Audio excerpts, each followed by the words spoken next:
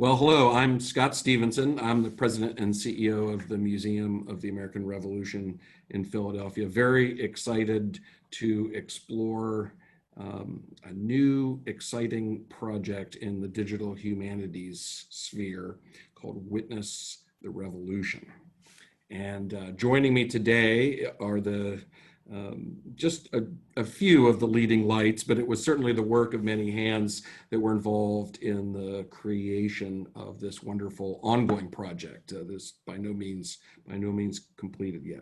So joining me is Dr. Sarina Zaiban from Carleton College. She's a professor of history, director of American Studies, and the author most recently of a fantastic and very topical book on the 250th anniversary of the 250th of the Boston Massacre, titled The Boston Massacre. Her co-conspirator in this project, Dr. Austin Mason, who has a fantastic background as a medieval historian and archaeologist and a specialist in digital humanities. So this is a fantastic example of the interdisciplinary work where 1 + 1 = 7. Now, I know there have been a lot of students along the way over the years, but Max Bremer, who's with us, is a senior this year, the COVID class of 2020. So we'll probably ask at the end something about your your virtual graduation plans here. But a specialist in computer science and can talk a little bit about the coding side of things. Lydia Symchych is actually 2 years ago graduated, and is on the cusp, I think June 1st, I heard of hopefully actually getting a job. Fingers crossed, everybody burn incense out there. That in many ways is an outgrowth of the project, and we'll be really eager to hear a little bit more about that. So welcome to all of you. Thank you. Yeah, Thank you so much. Yeah, it's so great to have you here. I know of all of you, only Sarina has actually visited the Museum of the American Revolution. So I wonder if we could just throw up that first image, which is a shot of our gallery. Here it is, and this is actually from our online virtual museum. We did not know that this coronavirus pandemic shutdown period was coming, but fortunately, about a year ago, we started working on a 360-degree photography, really dynamic way to explore our 16,000 square feet of core exhibit space, and we've just expanded the content. So this is actually just a screenshot of the most relevant gallery for today's discussion, but you can explore that just through our website, amrevmuseum.org. Go to our right on our landing page, you'll see virtual resources, and you can zoom through. You can hear an audio tour of the galleries that I recorded about a year or two ago. You can click in and basically access all the content in the museum. Look at objects, read all of the labels. So it's been a great resource for educators who were suddenly scrambling to become digital instructors this spring, whether they're in middle school, high school, or college level.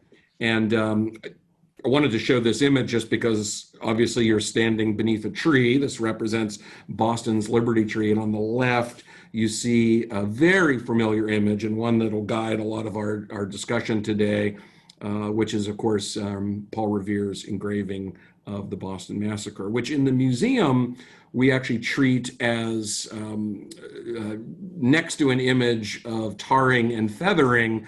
And we ask our visitors to look at these images not so much as sort of documentary photography, but rather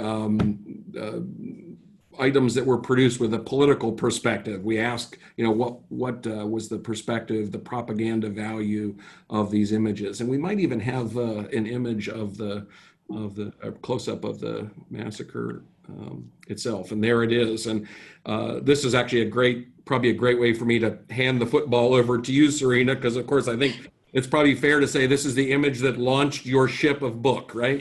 In some ways, it absolutely did, and the museum is completely correct, I think, to remind visitors that this is not a piece of documentary photography, but in fact a piece of propaganda, and that's made pretty obvious. I bet your museum viewers have a get there pretty quickly, especially you can see over on one side of the screen above the soldiers what was the customs house has been relabeled Butcher's Hall, which is, I think, one of maybe the clearest indications that, this is really not meant to be anything but a political story about what's happening here. And the same thing with these, poor, helpless Bostonians with all this gore coming out of them and this disciplined line of soldiers shooting their guns. But what I got really interested in as I wrote my book was really about the divisions between the soldiers and the civilians that this image sort of tries to portray by putting all this, gun smoke on putting gun smoke on in the middle of the picture to divide the two sides. And so my book in some ways started from this question about, well, in what ways is this division between soldiers and civilians actually part of the propaganda? But of course, as we look at this picture, the more we look at it, the more pieces we see that really don't represent Boston at all in 1770, but really shape our picture of what we think that world looked like. And so it also becomes a kind of essential image for this game that we've been working on. And I think one of the great things about this image, and it's an aspect of our two cities of Boston and Philadelphia that is, I think, so exciting and a great reason for people to visit the physical places where these events happen, because there are so many buildings like that. So the Butcher's Hall there, the old State House, of course, is a surviving building. You can literally stand where the scene took place, and the Bostonian Society, which is the organization that runs the old State House, part of a cooperative called Revolutionary Spaces that is looking forward to the 250th anniversary of the American Revolution, as are we in Philadelphia, is just such a powerful and exciting place to be. So I'm curious, we've been alluding to this witness experience, and might have even teased the fact that it's a video game. So I just wonder if Sarina, if you and Austin can kind of take us through high level, like what's the experience right now of this project, and then we'll sort of dive into how did we get to where we are today. Absolutely. And end with where are we going to go after that? That's the perfect trajectory. Yeah. So I don't know, Austin, you want to bring us to our Sure. all right. So the first thing that we were interested in doing, of course, is rethinking that Revere image, right? So what if we took away, what feels like a lot of the kind of propaganda, right? All that blood, all those fake labels, and that poor dog, the dog comes back, and instead, try to recreate the street scene. So we played around with that, and this is not actually the precise order in which we invented this game, but this image here, which we're quite proud of, represents, I would say, I don't know, Austin, what do you think, at least 10 students' work, from everything from what that sentry box looked like to the texture of the brick on the building, to the sort of slight rise of the street that you can see. So we tried to, recreate this. This is that the same block that you see in the Revere image here, now recreated virtually in 3D. So we started playing around with scene setting. But what we've come up with so far is a game in which the players actually enter into the world of not March 5th, which is the day of the actual shooting, but the next day, March 6th, as you can see from the heading of this paper. Because in fact, on the day after the shooting, the Boston town meeting appointed a committee to take depositions from witnesses to the shooting or people who said that they had something to say about this shooting. And in fact, members of the committee did go to both women and men in Boston and asked them for their recollections. So we took this actual historical event and turned that into the kind of hook for the game. So in fact, as you can see here, the town has, the video game asks the player to join the committee, right? And to interview witnesses, to find and interview witnesses and ask them what they learned.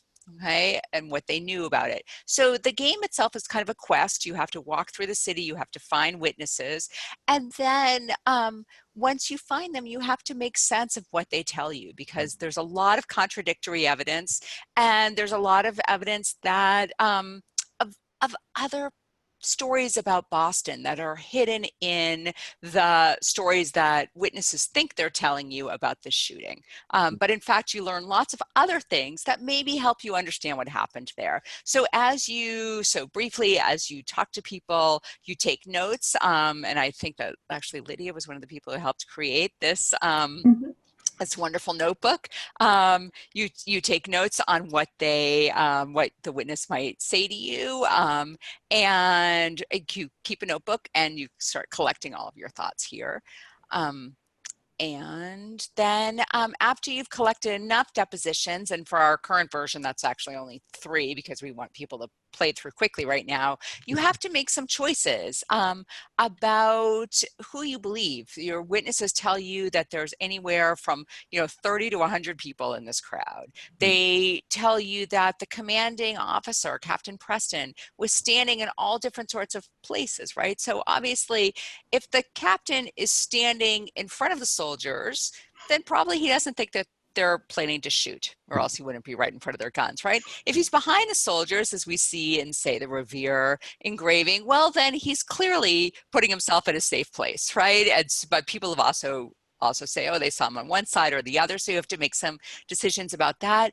And then you have to figure out, to what degree were the soldiers actually afraid? At what level was the claim that John Revere will end up, that John Adams will end up making in their trial, that this is self-defense?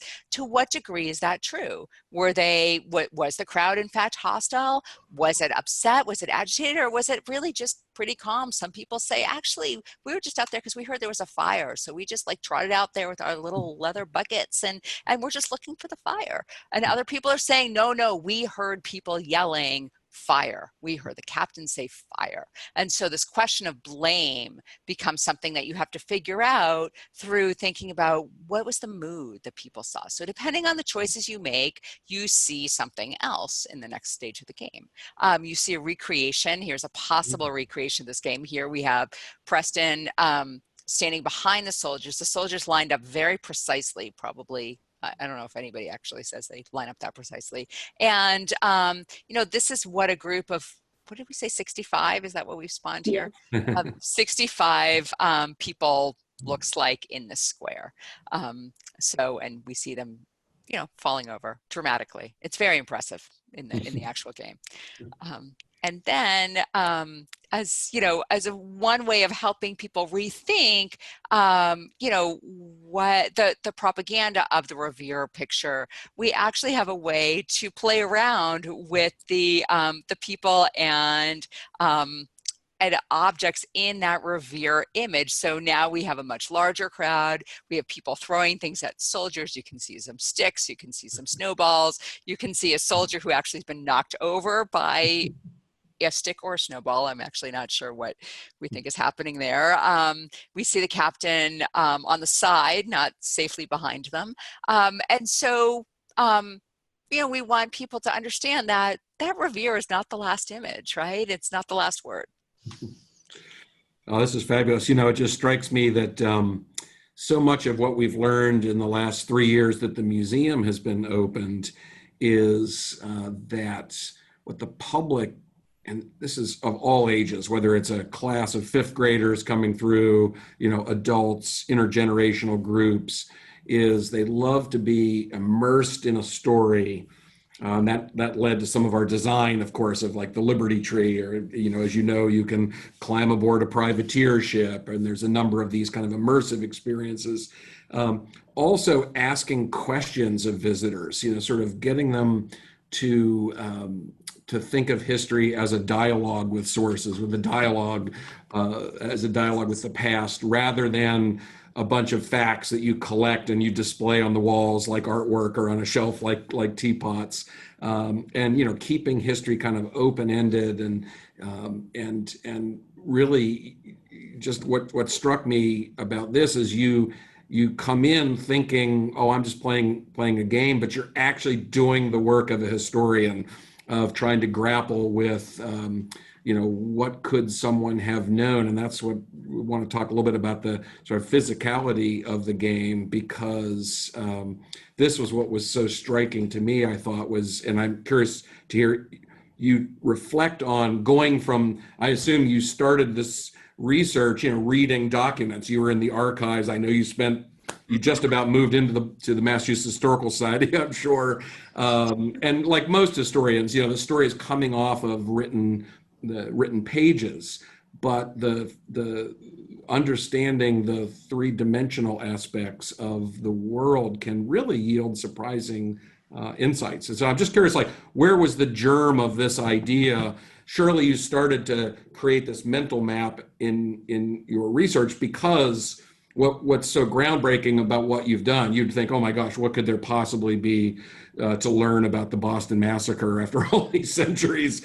But it is truly remarkable about seeing, as you put it, it's not these two separate groups of people, but actually, like any situation where humans or occupiers and civilian populations get together, they kind of have a way of forming families. Last night, about midnight, I was watching the last episode of Ken Burns' Vietnam, series. And one of the things, he has these amazing images of these children, for instance, born, from Vietnamese mothers and American servicemen. And I knew we were going to be having this conversation. I thought, man, this is not just a story from Boston in 1770. World history. And Austin, I know, you study Vikings, right? And it's the same thing. So yeah, I mean, that's right, exactly. So this project started, as you say, from, the textual sources, from sources that I hope Lydia will talk about in a minute, very well-known depositions, the depositions that the player actually goes out to collect, indeed were collected, and when they were printed, and as it happens, Carleton has a copy of these, and I came across them at some point, and embedded in them was all kinds of other information that I think no historian had really thought about before, because, as you say, soldiers had been living in town. I mean, one of the pieces that I talk about in the book is soldiers are living in town for about 17 months before this shooting, for a number of reasons. And they are, and as they live in Boston, they make these families, right? And that's the heart of my book. But as I came across evidence of soldiers marrying and having children, and having their children baptized in the local churches with local civilians as godparents, I started wondering, well, like, how do they choose which civilians they get to know, right? Like, how does this make sense? So I started mapping with some students this map that Austin's just put up, and trying to figure out, where did soldiers live? They rented people's houses. They rented rooms in people's houses. They rented people's sheds. The Army actually paid for them to move in. So some are living in warehouses that have been converted as barracks, but most of them are living in private homes. So I looked at where they were. I looked at where all the taverns were. I thought that might be a way that people met. And I looked at, where we knew other Bostonians lived who had gotten involved with soldiers. And it was the process of creating this really elaborate map that opened up all these other questions for us, that made us start to wonder. And really, it was the students started to wonder, well, this map is useful, but it's a bird's eye view. You're just looking down. right? They want to know what would you see if you were walking along the streets? And I think we spent, I don't know, 3 weeks playing around with making things three-dimensional before I called Austin. I was like, this is beyond me. And so we went to Austin. And I don't know if you want to take it over from there, Austin. Sure. Yeah. So this is where my interests really align here. So as you said, I'm a medieval historian by training. And so I didn't know much about the Boston Massacre or colonial Boston beforehand, despite getting my PhD at Boston College, living in Boston, right? I didn't know this history very well, but I did have a pre-existing interest in the kind of lived experience of the landscape, right? And how people move through space. The period that I study is post-Rome in the medieval West, and there's not a lot of documentary sources, so you really are forced to be interdisciplinary. And so I used a lot of archaeology, I've studied some archaeology, and all of those things are embedded in the landscape by nature, right? They're found in a certain location. And so I had done some work taking these static GIS maps into a 3D space and trying to reconstruct the historic environment and get a sense of how people experienced those past worlds. And so when I got the opportunity to work with Sarina on this project, right, it just let me work in a different historical period and a different environment, but in many ways one that was kind of easier to do some of the things that I was interested in already, right? Coming from my period where people live in these thatched huts they build themselves, right? Georgian symmetry and kind of rectilinear architecture was just a dream. I could like work on these things. There's right angles in this world, right? There's right angles there. If you know what one side looks like, you're pretty sure that the other side looks the same. So those things really made this a natural fit for my interests, even though it's outside my period.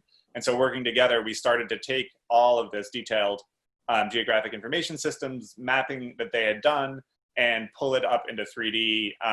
We initially did some procedural modeling in a program called City Engine that allows you just to take all of the building footprints and just pull them up into 3D space, and then add increasing levels of detail as you break just a cube representing a building down, add a roof, add windows and doors, pop them out, add additional features.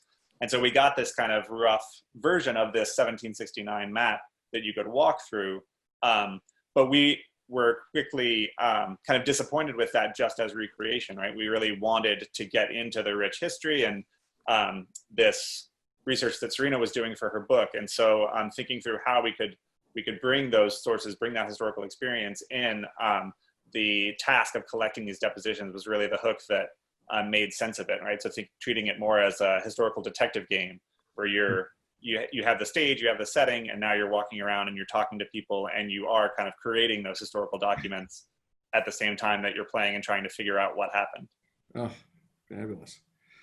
So along the way, students have to start doing some work, right? So we couldn't do this alone. That became very clear. And the students drove it. I mean, as we turn it over to these two, I'll say that the idea of a game would never, ever have crossed my mind. But I don't think that we were working with Austin for more than 2 weeks before the students were like, we could gamify. And that really changed everything, right? And so, yeah, so as we thought about how to do that, we realized we needed a lot of students to help us. And we found a lot of people who were excited about it, which was so great.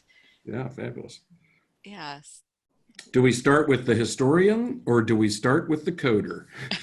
Yeah, whatever order you want's good with me. Yeah. Lydia, I know you spent, I understand, probably a lot more hours than the credits, would have dictated. Immersing yourself in the written record and working with these depositions. And what got you so fired up and excited? Originally, I am from Boston, and so I was lucky enough through Massachusetts education system. I got to learn about the Revolutionary War 3 times. And when I went to college, I was like, okay, let's get the most complex that I can get. Let's take the college class. And the Witness to the Revolution, the video game digital humanities elective was offered. As a lover of history and video games, I decided to take that as well because that marries very well with 2 of my interests. And over the summer, I think between junior and senior year, I did a lot of research. Specifically with the depositions, because we had at that point figured out the rough framework of what was going to be in the game, how it was going to work, but we needed the meat that the narrative so that way we could put it into the game. And that's when I started reading all of the depositions and writing a lot of scripts and trying to figure out how on earth we were going to pull it off and who actually we were going to have the player talk to. And so, of course, I'm sure that involved not just being bound by the words in the deposition. You had to sort of try to bring a person to life and the whole context of their life. And so how widely did that force you to forage? Oh, it was an interesting process. The thing that is really unique about the Boston Massacre is that we have so much primary resource from so many people, but we can't put hundreds of people into the game, especially if we're looking to have it be an introduction to a museum that's 3 to 5 minutes long. And so for me, the struggle was finding a diversity of people, a diversity of opinions and relationships, but also as much conflicting information as possible. And so I had to start first with kind of a spreadsheet of saying, who is this person? What's their name? Are they woman or man? Are they a person of color? As well as what exactly do they say? Can I put it into like 3 bullet points that would be in a notebook? And what variables do they talk about? You know, what is being thrown, where Preston is, and how much. That was really the format of how I could see the conflict going between the sources. There was a lot I didn't end up using because it was the same story over and over and over again, just in different shades of gray. And then from there, the struggle was, how do I write a script that is short enough that we can have it be voice acted or put into a game textually without be overbearing the player? But I also still wanted to get as much of the natural word as possible from the deponent, even if I could throw in a couple words that they had actually used, even if the grammar wasn't exactly right for the time period, but also making notes on accents, where this person was from, where they could be found, to then give clues for later renditions, both in the physical model, but also in the voices.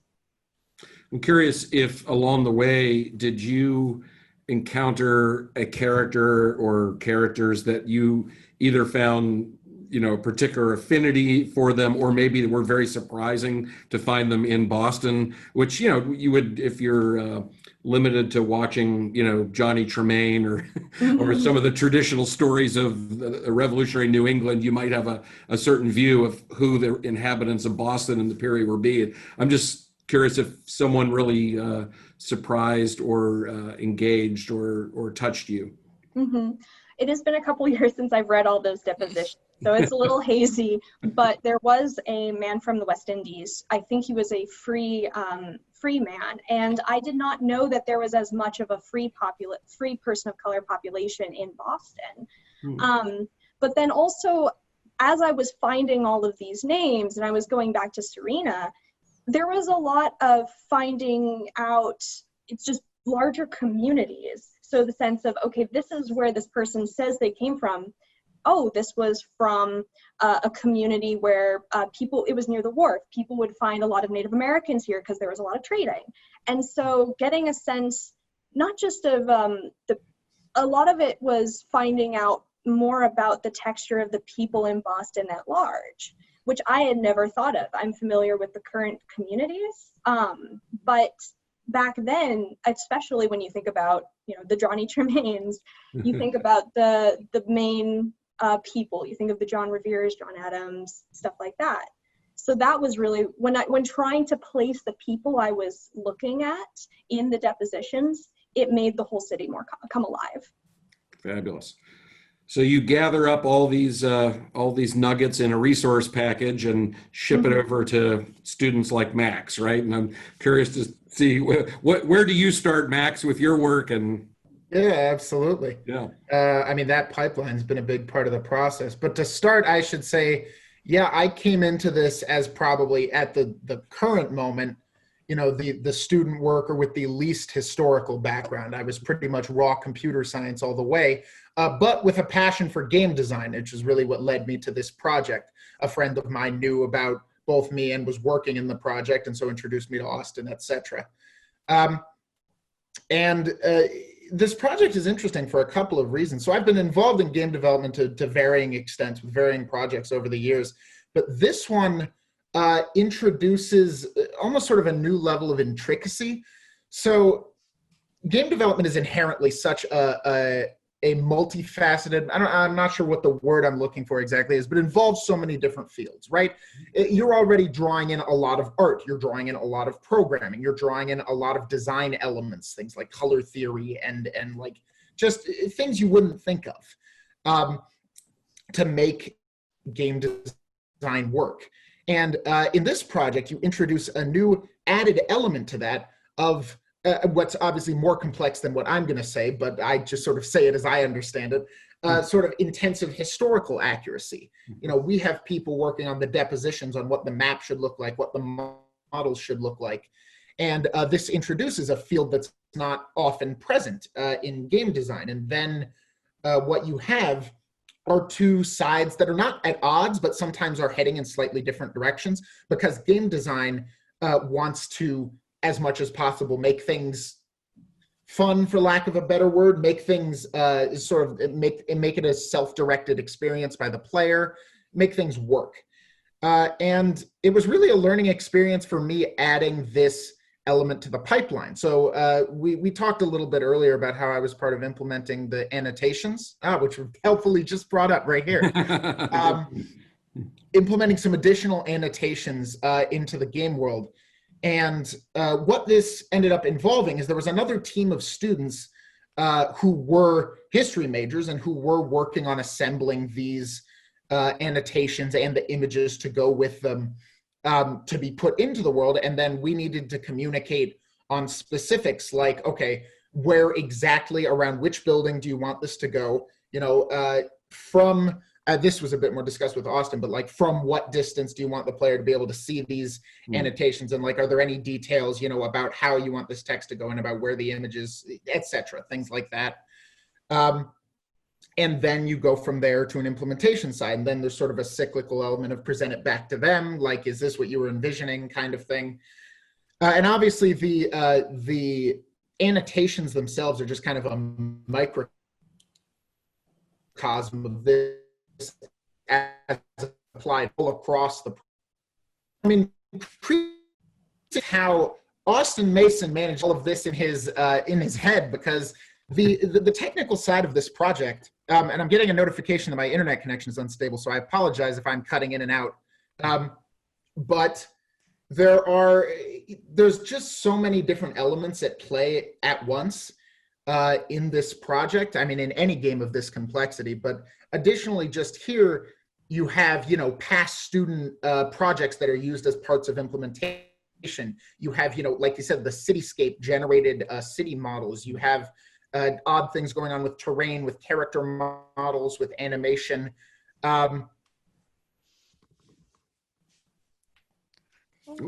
We might have frozen. Yeah, I'll just that add on to Max. Yeah. All right. Yeah. Sorry, Max. You're breaking up a little bit. So. Yeah, I am so sorry. Can you hear me now? Yes. You can. Yeah. Yeah. I apologize. My internet connection here has been spotty for a while. That's fine. But Max, I just wanted to piggyback on that. I do think one of the benefits of this game, and one of the things that really makes it great, especially in our world, which is the kind of small liberal arts college environment, right, where kind of holistic learning and learning across disciplines is really the name of the game, right? This project really, as Max said, combines so many different skill sets and specialties and interests. And so the students are not just kind of doing what we tell them, right? The students are bringing their own intensive knowledge and skill set to this project. And so we have people that have an interest or facility with maps that are working on one thing, right? People that are really good coders on the coding side, people like Max that can kind of talk to both sides, really helpful in the integration side, right? Bringing those assets to life and making them respond in the way that game players would expect. So I think it's a really, to do a big collaborative project like this, really is a great thing to have within the context of our not just interdisciplinary collaboration with other faculty members, but with all the student workers that we've had as well. Yeah, absolutely. And for what it's worth, for me, a lot of it's been a learning experience in that regard as well. Um, I've just never sort of worked on a big project that also tied together a lot of people interdisciplinarily, which, thank you for the word I was looking for earlier. Um, the and it was working within that pipeline, working on something that needed to have all these historical components to it. It's been a wild ride. So I don't know what other questions you have, but Yeah. that's Well, I love this. I'm the product of a small liberal arts college in Pennsylvania, and so this is and have two kids either in and headed to similar schools, and so big believer in exactly the type of college learning that you all are doing. I know we're getting bumping up against time, so I wanted to just sort of end with making sure our viewers know how to access all of this great information. Now, first and foremost, everyone should buy The Boston Massacre by Professor Sarina Zaiban. It's Thank sitting you. on my nightstand. And it's just a great, wonderful read. For those who subscribe to our Read the Revolution series, so through the museum, if you just go to the website, amrevmuseum.org, you can sign up for something we call Read the Revolution. It's a bi-weekly email that you'll receive that's a curated excerpt of a book, hoping to, it actually was started with a small grant from the National Endowment for the Humanities to encourage engagement with humanities scholarship. And so, of course, the book is featured there. We will also be posting on our website links to some of the blog posts from all of our speakers today, as well as others, and to give you a little flavor of the game. But can you also tell us a little bit about the next steps, the future? I know, Lydia, you had sort of alluded to the fact that at least a shortened version or a teaser version of the game will actually hopefully be installed at the old State House there in Boston. But Sarina, can you tell us all the ways we can be witnesses to the witness of the revolution? Absolutely. And then So, what's next? so as Scott said, there's, there'll be links to lots of things, including a kind of playthrough of the game. You can't play it yourself, but Max has produced for us, I think, at least the 3 to 5 minute version that you might get if so there's a playthrough. There's also there's a link to a bunch of the work that we did. You can walk and learn a lot about one of the deponents that Lydia worked on and kind of see what the dialogue looks like unvoiced, but you can just read with some images, which is great. There will be a link to that, and also to a story map where you can see more of these annotations as you follow one of the deponents on the route that he said he took to see what happened at the shooting that night. So there's a lot of the game piece you can see. We are working towards creating, as Lydia mentioned, this very brief 3 to 5 minute play version that will be, we hope, installed in the old State House, that all visitors to the old State House in Boston can play. Hopefully that'll be up in a year or so. And then we're also in the process of asking for the National Endowment for the Humanities for some funding to help us expand this into a much larger game, a 30 to 60 minute kind of more open world experience where you would be able to visit many more people and many more neighborhoods that we've been working on in Boston, where you can actually go down to the wharfs and you can see some of the other areas and not just a little bit around King Street, which is all we allow you to walk around right now. So we're hopeful that will happen too. We're looking forward to it. And I would only add to that as part of that, we're seeking to expand our collaboration. We've been able to do a tremendous amount of work with our student workers, but we're also looking to partner with Game Design and Development Lab at University of Wisconsin-Stout, who are our near neighbors, one state over. But they have a fantastic game program there. And so they're really going to help us not only raise the quality of the visuals to kind of museum quality installation, but also just think about the game from a more fundamentally game design perspective, right? And make it fun, make it engaging in a way that we as historians can think, recreating historical sources is fantastic fun. But yeah, I thought this was plenty fun, but obviously not necessarily everyone would agree. So I think even in our preliminary conversations with that team, we're really excited about the possibilities for making it a really enriching, engaging game that holds the attention of more casual viewers and players, not just kind of dedicated history buffs. I cannot wait to see what 2.0 looks like. Very, very exciting.